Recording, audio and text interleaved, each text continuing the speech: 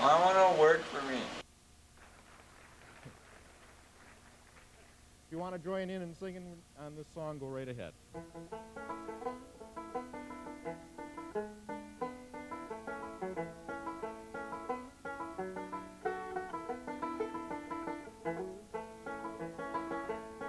Come and listen to my story about a man named Jed. A poor mountaineer, barely kept his family fed. Then one day he was shooting at some food, and up through the ground come a bubbling crude. Oil, that is, black gold, Texas tea. Well, the first thing you know, old Jed's a millionaire. The kinfolk said, Jed, move away from there. They said, California is the place you ought to be. So they loaded up the truck and they moved to Beverly Hills, that is, swimming pools and movie stars.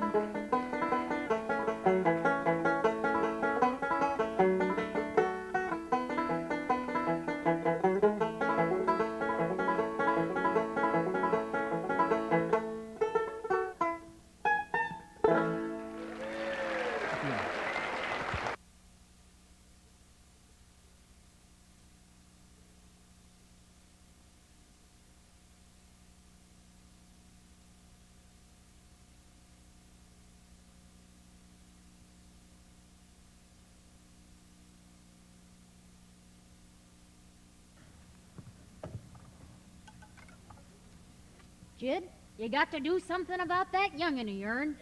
How'd that happen? Fighting with a bobcat? Get hurt? I reckon so. It went limping off on 3 legs. I swear, I don't know what to do about that girl. Well, the first thing to do is get her into a dress. She's getting too big to be wearing men's duds. Looky here. She puffed the buttons off her shirt again. Well, Lily Mae carries herself proud, with her shoulders throwed back. It ain't her shoulders that's popping these buttons. Pa! Where are you, Pa? Up to the cabin, Ellie. I caught me a critter. What's she doing now? We're climbing down that big old elm near the slough. Climbing? Wrestling? She's a fully growed up, rounded out female woman, and she's got to start acting like one. One of these days, a boy'll come a-courtin'. Oh, they come a-courtin' when she was 12. What'd she do? Well, she whooped the tar out of him. That's right, and that's what she still does. Only now, she's 17, and she's got to be a-marryin'. Another year and she'll be too old. She'll get herself a husband. She won't get one wrestling. Ain't no man that wants a wife that's gonna whoop him every day. Well, now, I've noticed something, Granny. It used to rile the boys something awful when they'd whoop 'em wrestling, but here, lately, they've been standing in line to get whooped.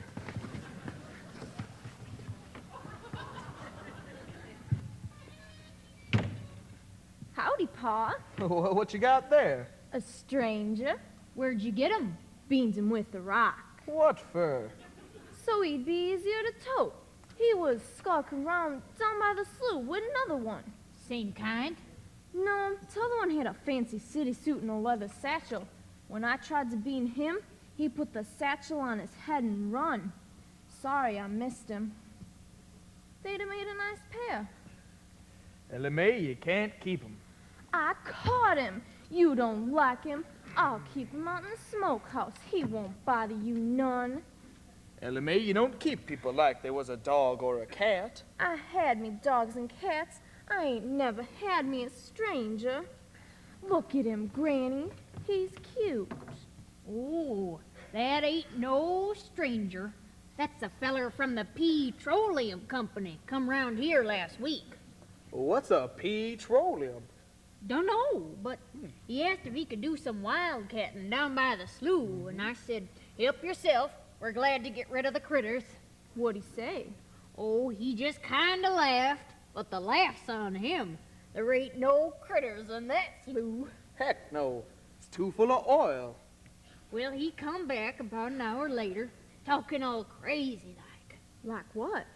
I forget what he called it, but he said it was a box on the wall you can talk into and they can hear you in Oklahoma. Poor fella must have been out of his head. Yeah, and then he asked for the nearest airfield. And when I told him I couldn't recollect no field setting up in the air, he said the darndest thing. What? Said he was gonna fly to Tulsa.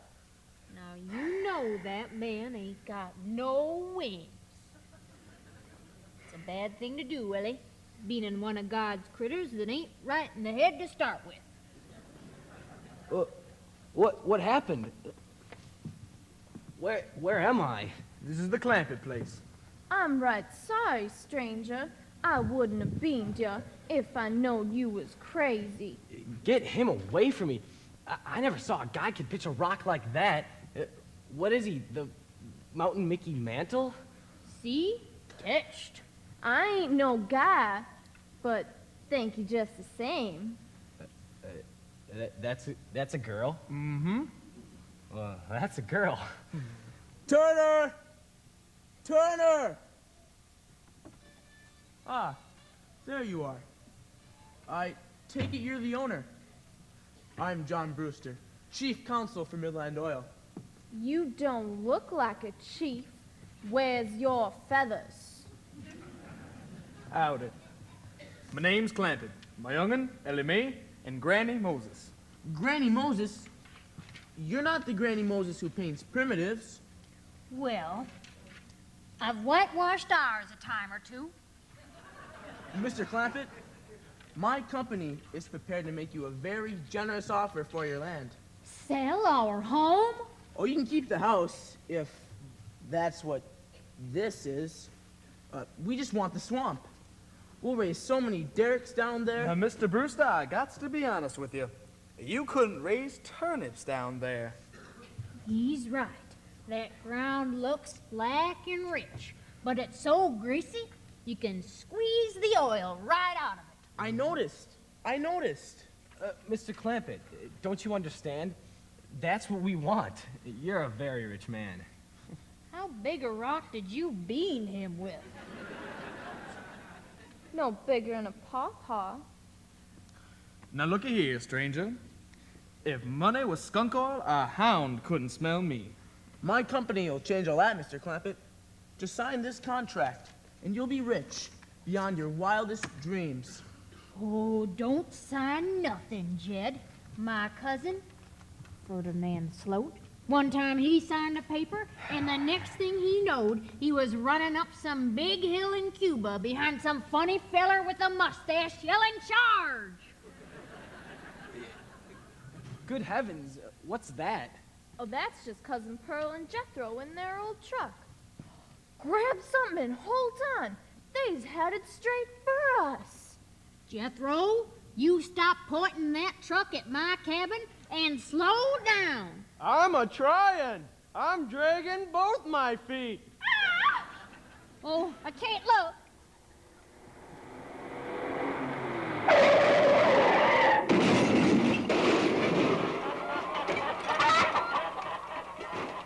Did they hit us?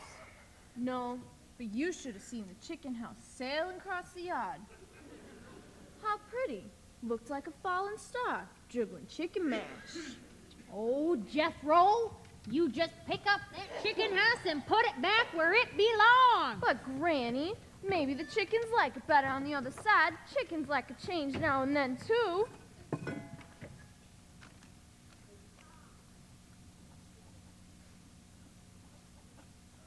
You're sure that was the fitting thing to do? I assure you, Mr. Clampett, you'll never regret it. Why, just by putting that mark on that piece of paper, you're a millionaire.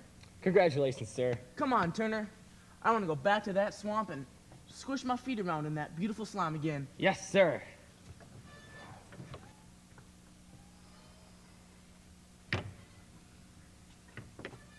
Jed, I saw that dudded-up city feller coming around here toting a satchel. So naturally, I came a-running. Never trust a feller that totes a satchel. They'll slicker you every time. Hello, Pearl. That was Mr. Brewster, chief counselor for Midland Oil. Counsel? Mm-hmm. That's a fancy name for a lawyer. Them's the worst kind. They go to school and study how to slicker you. Granny said he wants to buy the old swamp. You didn't sign nothing, did ya? Well, yeah, I guess I did. What are they gonna pay you? Well, now, Pearl, you know that old swamp wasn't good for... Jed Clampett, you got slickered, and you're ashamed to admit it. Oh, I told him, don't sign no papers. My uncle, Hubert Quagmire, lived over to the Tennessee Valley. One time he signed a paper, and the next thing he knowed, his house was covered by the biggest lake you ever did see. No, paper signing is burning your bridges afore they's hatched. How much, Jed? Well, depending on how much oil they could pump out, somewhere's between 25 and 100. 25 and 100. Now, I know it don't sound like much, Pearl, but that Mr. Brewster seemed to set a great stake in the fact that he was paying me in some new kind of dollars. Oh, Jed, they ain't no new kind of dollars. Well, they's new to me. I've heard of gold dollars and silver dollars and paper dollars, but he's paying me in, what did he call them? $1 million. $1 million? Jethro! Well, it's written right here on the paper. You can see for yourself. Saints alive! You're a millionaire. Pearl! Ma! Well, she fainted. Here's the smelling salts, Pearl. Guess she's still flustercated because we hit the chicken coop. Did we hit the chicken coop? Yep, but nothing broke but a couple of eggs. Nothing for you to faint about. I never fainted before when we hit the chicken coop. No, I fainted cause your Uncle Jed's a millionaire. There she goes again. Gee, Uncle Jed, if it's that bad, I'm sorry for your trouble. Well, thank you, Jethro. Is it that bad, Pearl? Is what that bad? Being a millionaire. Jed, it means you're rich. Me? The richest man in these hills. Maybe in the whole state. You can have anything you want. Do anything you want. Live any place you want. That's what Mr. Brewster said. Pearl, you think I ought to move? Jed, how can you even ask? Look around you. You're 8 miles from the nearest neighbor. You're overrun with skunks and coons and possums and bobcats. You've got a wood stove to cook on winter and summer. Kerosene lamps for light. You wash with homemade lye soap, and your bathroom is 50 feet from the house. And you ask, should you move? Yeah, I guess you're right. A man'd be a dang fool to leave all this. Hey, looky there. Stranger out by the pig pen. I'm gonna get him. You can't have him, Jethro. He's mine. He don't belong to neither one of you. Jethro, put that rock down. Darn. What are them foreigners gonna think of our manners? Jethro, you give him back. He's mine. He ain't neither. Is too. Ain't. Is you wanna wrestle? Darn tootin'. Now here. You two stop that before I whomp you both. Coulda whooped ya. Couldn't. Ellie Mae, you're getting too big to be wrestling with boys.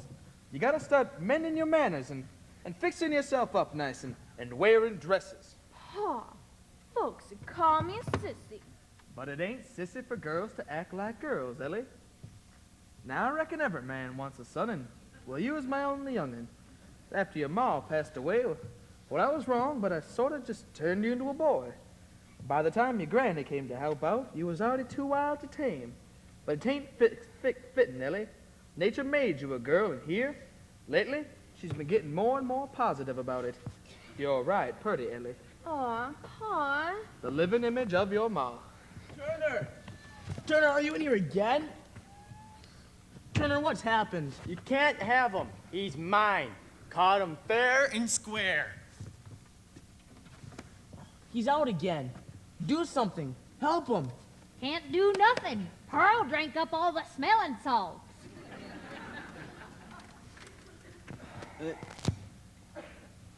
That girl hit me again?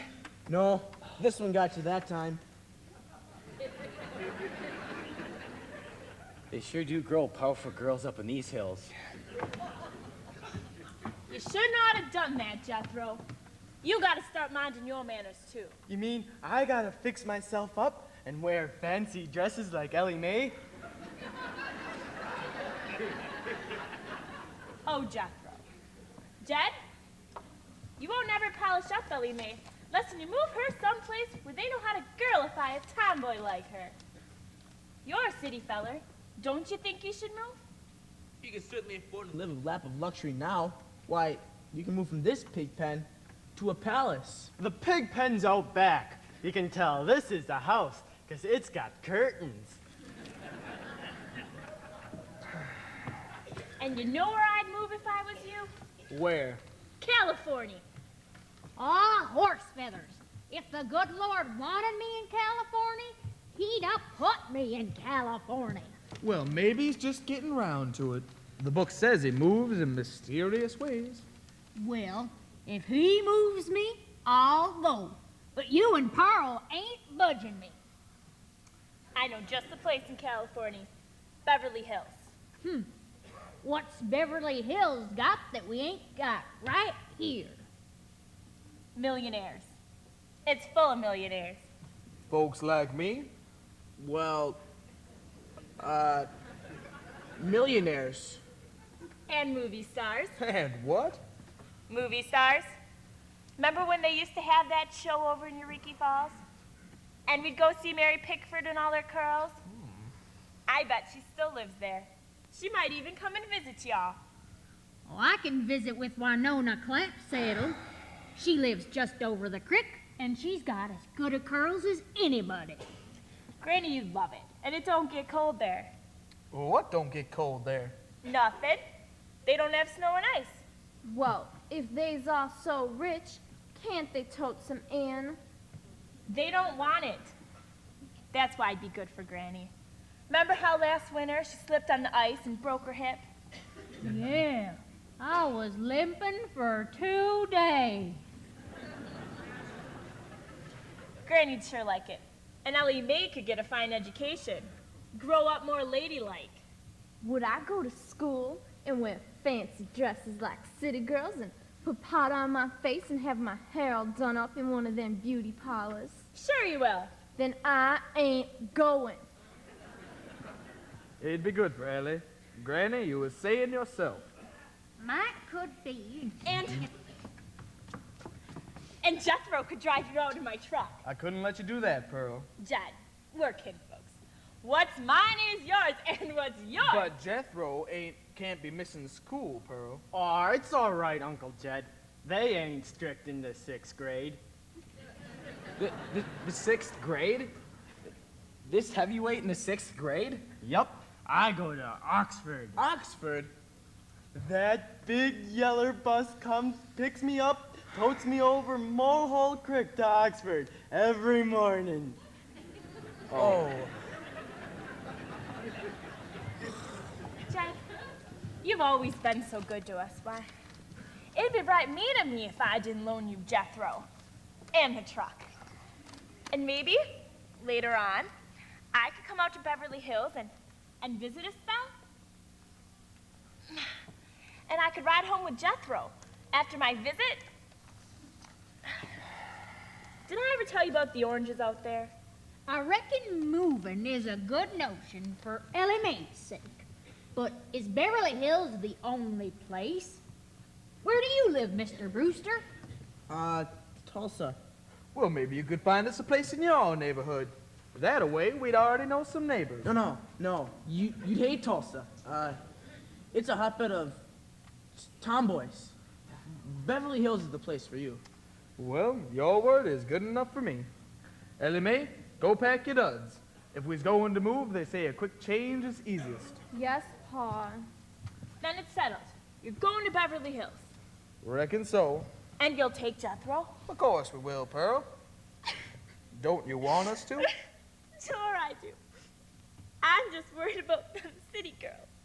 Jethro's such a good-looking boy. with so much charm and sex appeal. Boys take after their moms, don't you think? I don't know. My wife and I have all girls. Oh. Jethro, start putting the things in the truck. But how are we gonna find a cabin in Beverly Hills? Well, I could ask my friend Milburn Drysdale. He's the president of a big bank out there. I'm sure he'd take care of you if you put your account into his bank. Fine. And while I'm at it, I'll put my money there, too. Fine. Come along, Turner. I'll call him. I'm sure he'll be happy to find you a suitable house. Thank you kindly. Goodbye. Goodbye. Goodbye. I'm all packet, Pa. Jethro, take Granny's rocker to the truck. And remember, if you ever need your mother, I'm always ready to come. Aw, thank you, Ma. Goodbye, Ellie. And if you need help fixing your clothes or anything, don't hesitate to call. Goodbye, Cousin Pearl. And Jed, for you, I'd drop anything. Goodbye, Pearl. Come on, Granny. Now, Granny, don't go straining yourself in your new house. You need me? I'll come help with the settling down. Well, now, Pearl, I've lived here a spell of years, and maybe after we go, you can move the pigs in here. This place does have curtains.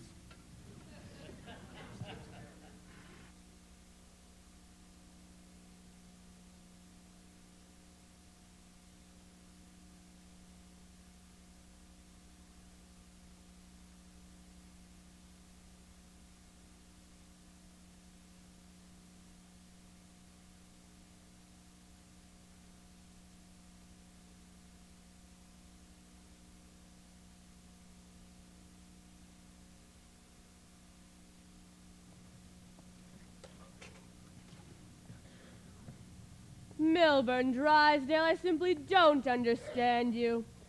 Purchasing the estate directly next to ours for a family you don't even know?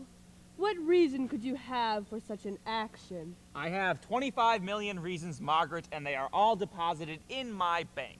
Their account elevates my bank to third position in capital assets in the state. Money is money, Milburn. You can say that again. But position, breeding, that is what is important. We don't want riffraff living under our very noses. The Clampetts are my kind of people, Margaret. Loaded. Besides, John Brewster sent them to me. What does he know about society? He's in oil. So apparently are the Clampetts, up to their clavicles. Even so, rushing me here from a sick bed. Now, Margaret, you're as healthy as I am. Neither you nor the doctors understand how I suffer from my migraine headaches. Well, I shall greet them, Milburn, but we will not mingle with them socially till I have a genealogical check run on them. I think I hear a car. Well, if it is the Clampetts, they have singularly poor taste. With their millions, they are riding around in last year's Chevrolet. Oh, it's Miss Hathaway. With whom, mon capitaine? Ah, Mrs. Drysdale, the captain's lady. How are we this fine day? I don't know how we are, but I am upset. With your qualifications as a secretary, you should have been able to find these people a home far away from mine. I fear the Clampetts will be, how shall I say, nouveau riche. Well, there's so riche the nouveau part hardly matters. Were you able to find a school for the children? Mission accomplished. I called Mrs. Pennyweather at the Pennyweather Academy. But that was my school. It's the most exclusive in the area. They won't take oily mountain children. They did when I mentioned a donation for their new library. They just built a library. I subscribe myself. It seems they spent all the money on the building. They need a little more for some books. Mrs. Pennyweather will be over before the afternoon is out to put a cultured bite on them. What is that incredible noise? It looks like an old truck. I wouldn't venture to guess a garbage collector. Well, they must have the wrong address. There isn't any garbage here.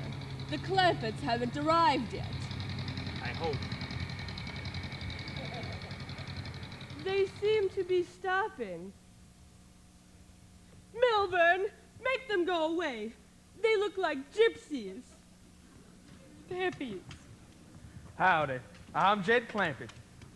Clampett. This is my mother-in-law, Granny Moses, and my young'un, Ellie Mae. We're the Drysdales, and this is Miss Hathaway. Milburn! Milburn, I'm about to have a migraine. Quick, get some boiling water.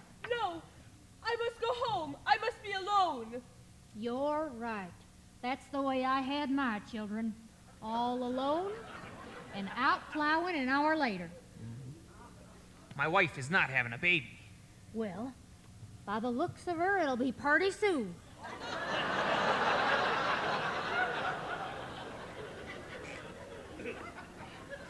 Milburn, will you escort me home? Margaret, I think we should stay. I'm Margaret, going. we must greet them. We must make them feel at home. Milburn! Uncle Jed, that fox is fixing to bite that lady.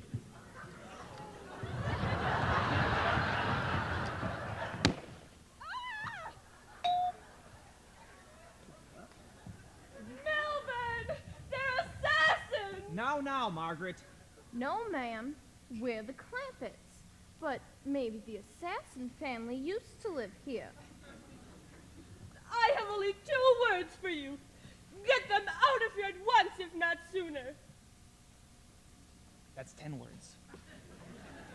At a time like this, do you expect me to count? Oh, my fox! I must apologize for my wife. She's been under quite a strain. I don't know why she's a fussin' so. These Beverly Hills foxes ain't got much meat on 'em. And besides, this one's sick anyhow. Look, all the fur molted off its belly. This here's dandy soil, Jed. We can grow us a good stand of corn here. Fine. We'll commence plowing tomorrow. But you can't grow corn here. Oh, well, if Granny says it's good soil, it's good soil. But this is Beverly Hills. Dirt is dirt. But you can't be serious. You can't grow corn. Why don't we take a look inside? Ain't that a city feller for ya? Thinks you can grow corn indoors. Well, doggies. Uncle Jed, this here's the biggest bunch of indoors I ever did see. Not what you'd call cozy. Why, this table looks so spindly, you could hardly set a meal on it. But this is a priceless antique table. Why, just think. Martha Washington could have set her children at this table. Abraham Lincoln could have come home to a nice home-cooked meal to this table. Mr. Drysdale, we's just plain folks. We don't mind a few things being second-hand. Jed, if there ain't no stove, I guess I gotta go to cooking out back again. Oh, there's a kitchen out there, and I completely stocked the freezer for you. I like to cook in the setting room, so I can keep an eye on things. Well, never mind, Granny. We can move the stove out here. Why don't you look at it first, Granny? You'll love it. Just past the dining room and the butler's pantry. Pantry? Let's go look, Jethro. I never did see a tree grew pans before. I suppose this is quite different from your former home. Well, I've roughed it before. I can rough it again. But this is one of the finest mansions in Beverly Hills. It was built by John Barrymore, one of our finest actors. Pretty fair stonemason, too. Oh, it's nice, Mr. Drysdale, but we did real first class back home, too. Yes, I suppose some of those old southern mansions can be quite beautiful. The Spanish moss, those large white pillars. Well, we left the moss, but We brought the pillars to put on the beds here.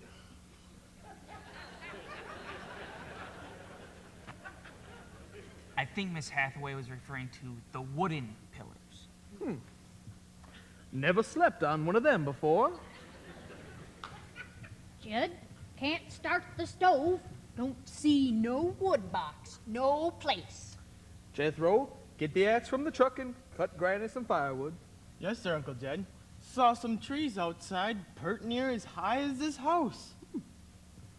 But you don't need wood for the stove. Miss Hathaway, I reckon you're one of them career girls. 'Pears to me, you don't know much about cooking. Ah, you should see that there kitchen. It's got an icebox big enough for a whole side of beef. Is that a fact? And guess what keeps that great big thing cold? What? 3 or 4 little bitty old pans of ice. Like this. Who knew? Perhaps you'd like to see the drawing room. Well, doggies. Think of that, Ellie. A whole room just for drawing. Well, Mon Capitan, I'm not sure the Clappets are ready for Beverly Hills, but I'm certain Beverly Hills is not ready for them. You have, as usual, Miss Hathaway, put your finger on the crux of this whole grisly mess. And the first person to petition their leave will be my wife. Oh, but certainly she will see that beyond their rough exterior, the Clampetts are basically good people. Perhaps she will help you get them socially acclimated. My wife, before our marriage, once broke off an engagement with a Rockefeller because he ate salad with a cake fork. But nothing. I'm stuck. I'm either going to lose my wife or my largest depositor. I have got to choose. Well, there's only one decision you can make. Exactly. But how do I tell Margaret we're through? Mr. Drysdale, you're not serious. No. That's what makes this so difficult. I love my wife. Well, as we used to say at Vassar, love will find a way. Did love find its way to you at Vassar? Well, no. Then shut your well-educated mouth and help me think of a more practical solution.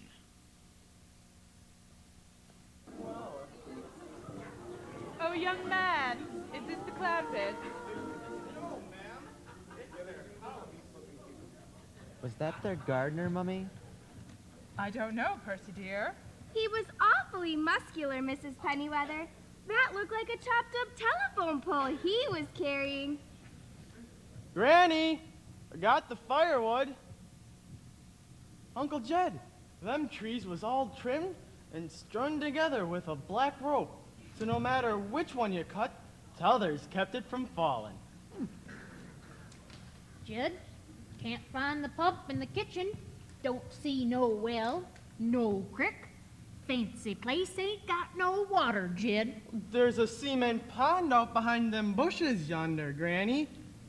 Powerful fur piece to haul water to the house. But you don't have to haul water to the house, dear lady. Looky here, stranger.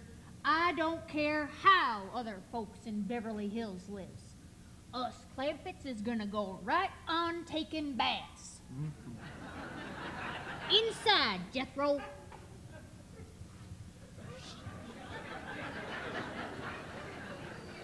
Shall we see the upstairs?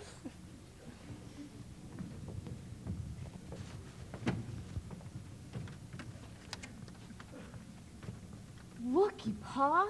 There's another whole house up here. Well, in any event, this is obviously their home. Quite suitable for a Pennyweather Academy student. Judging by the size, the Clampetts must be very wealthy, Mummy. Exactly. I've kept the Pennyweather Academy the finest in Beverly Hills by restricting my students to the brilliant or the rich.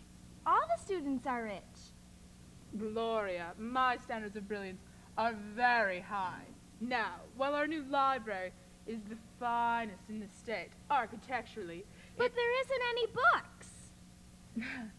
and we all know how books can add to a library. So I want the both of you to do everything you can to make the Clampetts feel like contributing to the atmosphere of the school, no matter how unusual they may seem. Now, shall we go in? With our heads held high. Holding a banner with a strange device. Excelsior.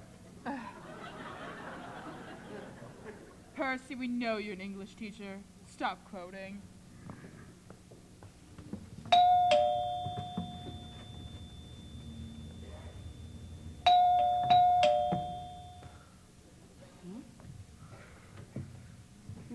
Hello? How do you do? I'm Miss Pennyweather of the Pennyweather Academy. Oh, yes, come in. I'm Miss Hathaway. Mr. Drysdale? Charmed. And the Clampetts, are they in residence? Well, no, ma'am. In Beverly Hills now. I mean, the staff all seems to be here. We saw the gardener outside, and this, I presume, is the handyman. Well, back home, they said I was one of the handiest. This is Mr. Clampett. Charmed. This is Mr. Clampett, the millionaire. They're basic people with basic money.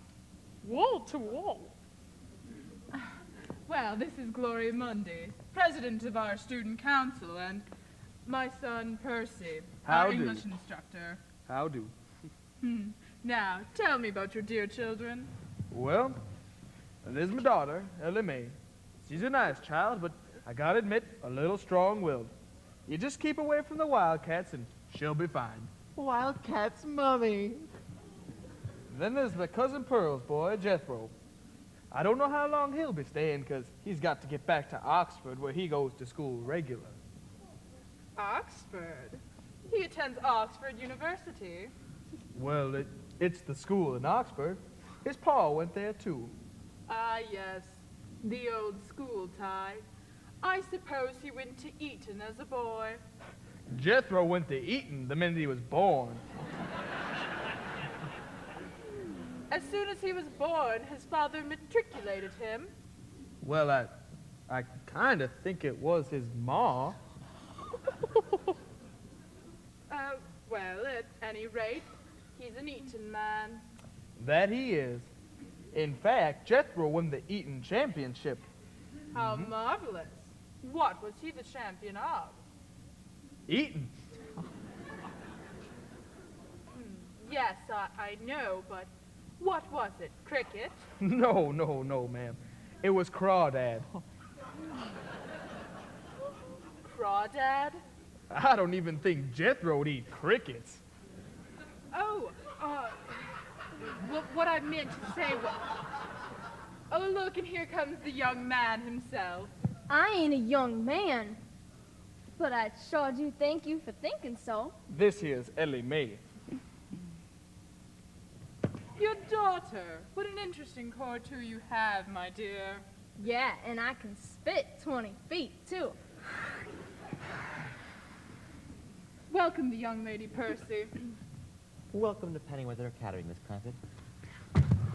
Ellie Mae, where's your manners? Pa, he was aiming to bite my hands.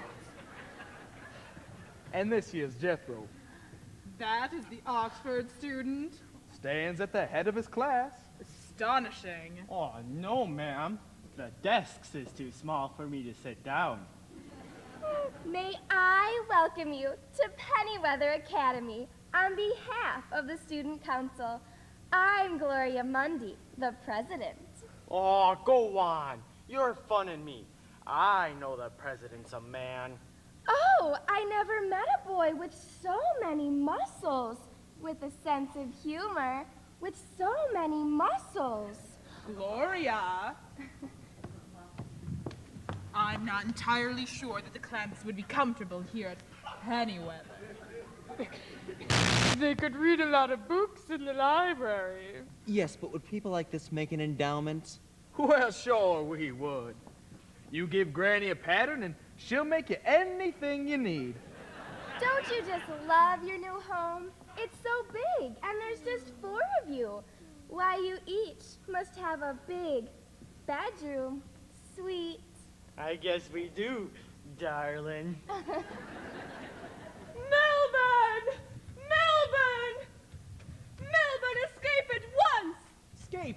What are you talking about? The fire! The fire! I tried to phone, but the phone's gone dead. So I sent the butler for the fire department. Fire? What fire? Well, I guess Granny got one going. Why don't y'all stay for supper tonight? Granny can wamp us up a mess of grits and some hog jaws. No, I won't, Jed. I can't cook nothing in there. The meat in the storage bin's all froze solid. And I put some dandelion greens in the sink to rinse, and the sink ate 'em up. And I can't get nothing but smoke from that darn city stove. It don't draw worth a dang. Well, looky here, Granny. They sent us a whole mess of red trucks with sirens. Sure is a real hometown welcome. Melbourne!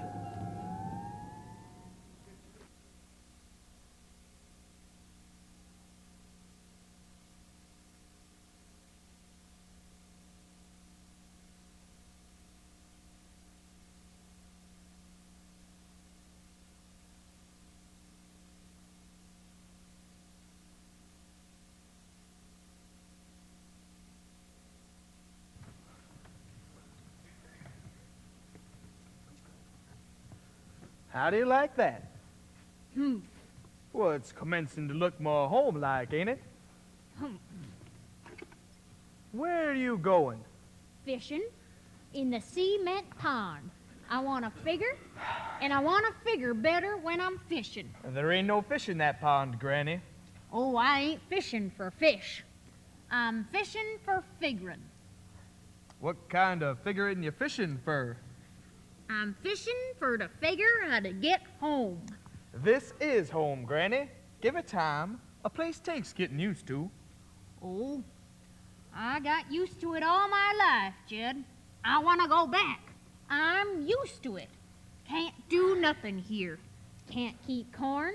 Can't raise chickens or pigs. How come we got such an all-fired fancy stock pen, the neighbors don't allow us to keep animals? Well, it turns out that their stock pen is something called a tennis court. What in tarnation is a tennis? Well, I don't know. But one of these days, we'll get us a couple and go to raising them. You go to raising them. I'm going back home to the good old things in life, like muskrat shanks and black-eyed peas. Now, I knowed you was homesick for muskrat, and I sent Jethro out a-hunting some. Oh, he won't find none. I've been all over these Beverly Hills, and let me tell you, you got to climb fences and jump over hedges and get around cement ponds where there's usually a bunch of naked people smearing themselves with oil and yelling at you to get out. This place is full of the laziest, greasiest, most unfriendliest mess of people I ever laid eyes on. Hi, Uncle Jed. Granny? Jethro, put your clothes on. Why, if you had some bear grease smeared on you, I couldn't tell you from a native. Oh, us and Ellie Mays are going swimming. May says go ahead. She popped out of her first 2 suits. Now she's working on her 3rd. Jethro, I thought you was fixing to get Granny some muskrat. Oh, that's my fault, Mr. Clampett. I told him all the furriers were closed. And besides, I don't want to let him out of my sight. Oh, go on, Gloria. I saw you in the school snack bar with Frederica Collins. Shucks, that weren't nothing. Me and Frederica, we were just having an intellectual discussion. Come on, let's go down to the cement pond. It's the pool. It's called the pool. Why do you keep us saying that, Percy? If you're so unhappy, Percy, then why are you dating Ellie Mae? It's Mummy. She says if I want to keep my tenure, I better deliver some books. That's another reason I don't like it here. Jethro, lollygagging around in no clothes in his ma's truck, chasing girls and showing off. Remember, I warned you. It's you give that boy the 3 keys to perdition. 3 keys to perdition? Fine clothes, a fancy car, and 50 cents a week. Granny, I thought you'd be glad Jethro was so popular. And Ellie Mae, too, got herself a boy. And him an English teacher. English. Oh, a real American boy was good enough for her ma and me. We don't go to school and we ain't met one single person. There ain't been one neighbor come a-calling here since we moved. So that's what's ailing you. Granny, you gots to remember what Pearl told us. This here's Beverly Hills, where the movie stars live. What's that got to do with being neighborly? Nothing. Just thought it might sidetrack you. You tell me this.